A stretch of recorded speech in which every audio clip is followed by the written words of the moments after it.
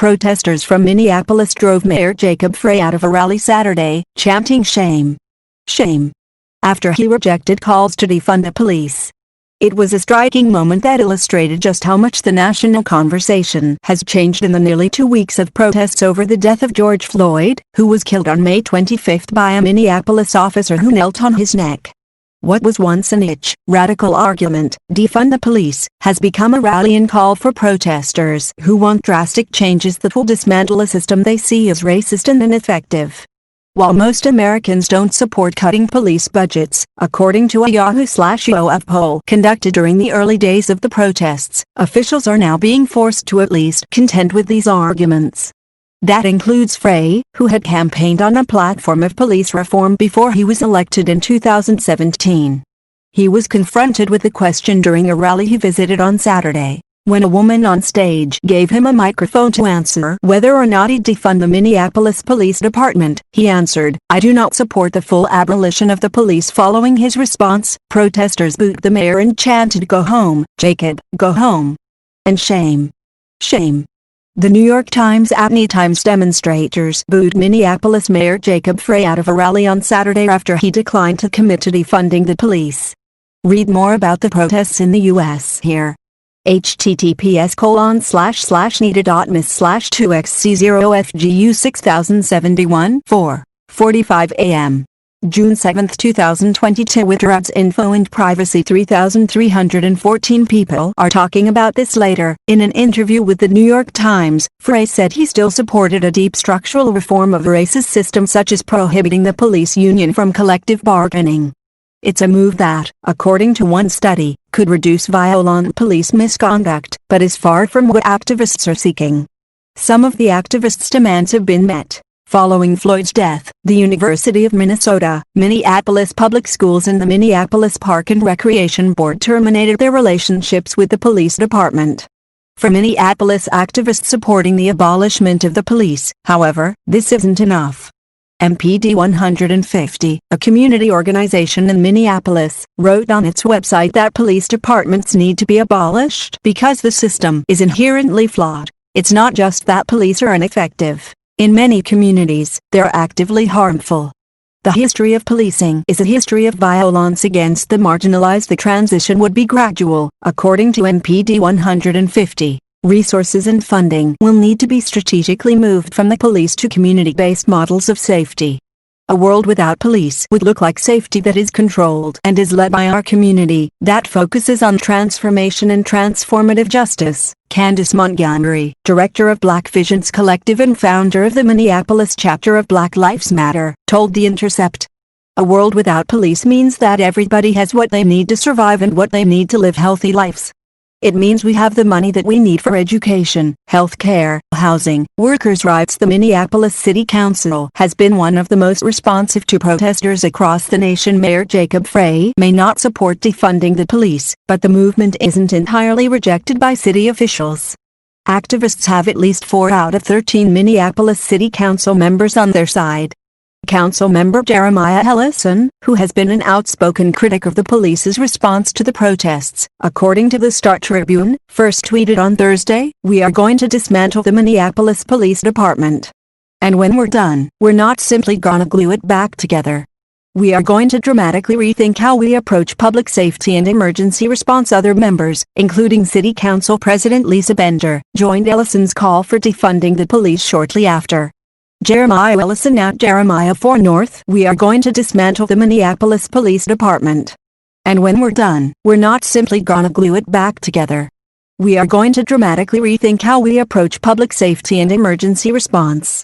It's really past due."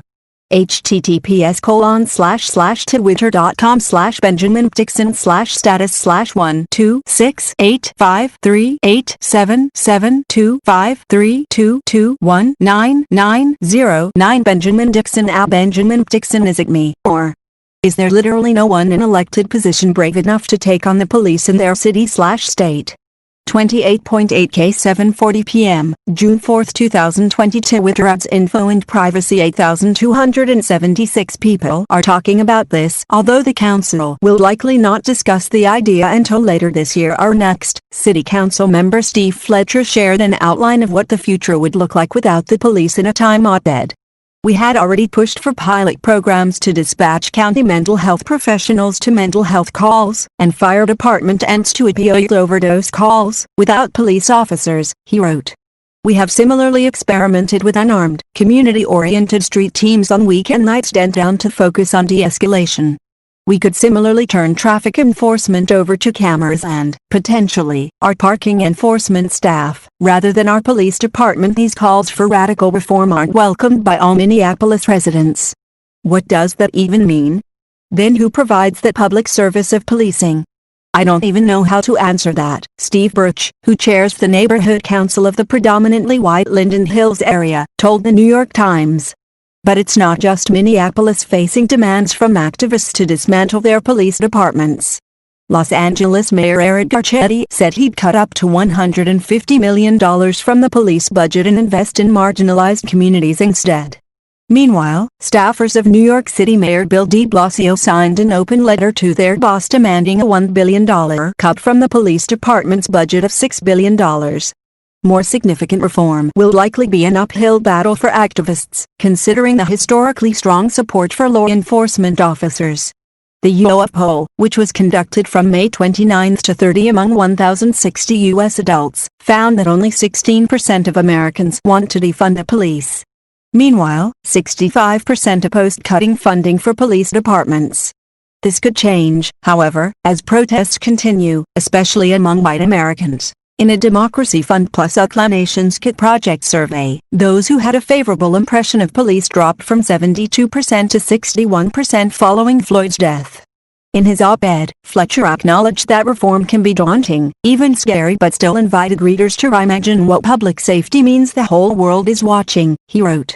We can declare policing as we know it a thing of the past, and create a compassionate, non-violent future. Support Vox's explanatory journalism every day at Vox. We aim to answer your most important questions and provide you, and our audience around the world, with information that has the power to save lives. Our mission has never been more vital than it is in this moment, to empower you through understanding. Vox's work is reaching more people than ever, but our distinctive brand of explanatory journalism takes resources, particularly during a pandemic and an economic downturn. Your financial contribution will not constitute a donation, but it will enable our staff to continue to offer free articles, videos, and podcasts at the quality and volume that this moment requires. Please consider making a contribution to Vox today. In this stream, protests in Minneapolis in connection with following George Floyd's death poll. Americans are more concerned about police violence than violence at protests. Minneapolis mayor is booed out of a rally for rejecting calls to defund the police officers who knocked elderly man to ground charged with second-degree assault. View all 116 stories. Top articles. 2/5. Read more. Protesters tore down a statue in the former capital of the Confederacy. More may follow. Next up, in the latest New York Times staff revolt over Tom Cotton's op-ed, explain it as the country reopens, black workers are getting left behind. Cities and states are barring police from using chokeholds and tear gas. Bush is only for more. Joe Biden now has the delegates needed to clinch the Democratic nomination. What public health experts want critics to know about why they support the protests most. Read.